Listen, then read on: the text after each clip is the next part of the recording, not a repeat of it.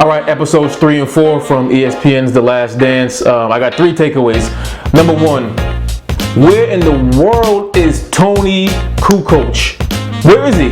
Not only have I not seen a single Toni Kukoc highlight, I haven't even heard the words Toni and Kukoc mentioned in like the whole documentary so far. 4 episodes, 4 hours.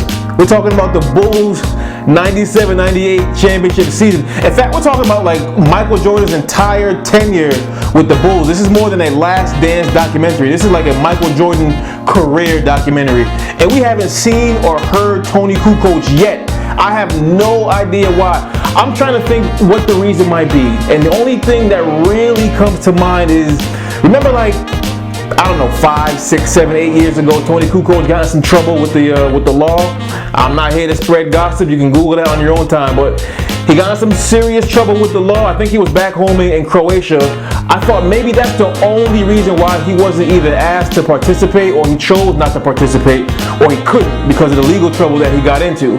But then I'm like, nah, that doesn't make any sense because how much trouble did Rodman get into in his career?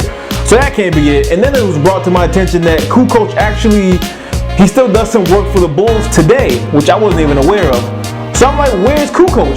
And it's crazy, not even the fact that they haven't even shown him, he hasn't talked, any highlights, haven't mentioned his name, but it's like Jordan, when he talks about Pippen missing the beginning of the 97-98 season, he keeps saying that he relied on Dennis to get them over the hump. I'm like, what about Kukoc? Now, I really don't remember if Kukoc missed a significant portion of 97-98 Bulls season. I would have to go back and look to verify that, which I don't feel like doing. I don't remember that being the case. So I'm like extra concerned, extra confused why they haven't mentioned Kukoc. But I mean, we have what, 6 episodes left? I'm assuming he'll get in here at some point, but the fact that he hasn't even been mentioned at all is very weird to me. All right. Number 2, I mentioned in the first video last week where I talked about episodes 1 and 2, I mentioned that I thought it was strange, or I thought it was noticeable that LeBron did not tweet nothing on social media at all about episodes 1 and 2. I thought that was noticeable, and again, I mentioned because I thought that, you know, he's in the race with Michael Jordan for the greatest of all time, and I thought that he didn't want to publicly hype him up because that would hurt his case. But he broke his silence. This was his tweet, you know, about episodes 3 and 4. It's kind of a throwaway tweet. You know, I think he had to pay homage. He didn't say a whole lot, but at least he didn't say nothing. I think it's worth mentioning that he's on board with the rest of us and actually commenting on the documentary. I think that says a lot about LeBron that he said something, because I feel like he probably didn't want to, but I'm glad that he did.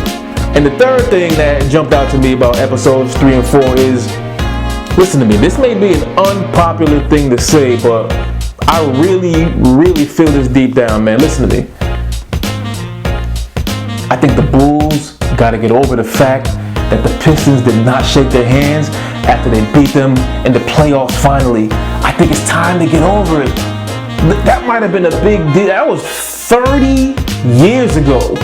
Michael Jordan talks about that now in his documentary, and he looks like he's ready to fight somebody like now.